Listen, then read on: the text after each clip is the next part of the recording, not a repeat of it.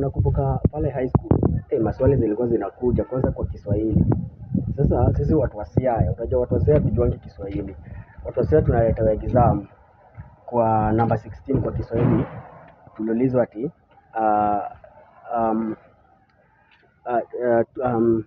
inakuaje ati mifano mbili za vitendawili. Bana Kiswahili tech bwana. Kineno kama 01 bana amejaribu.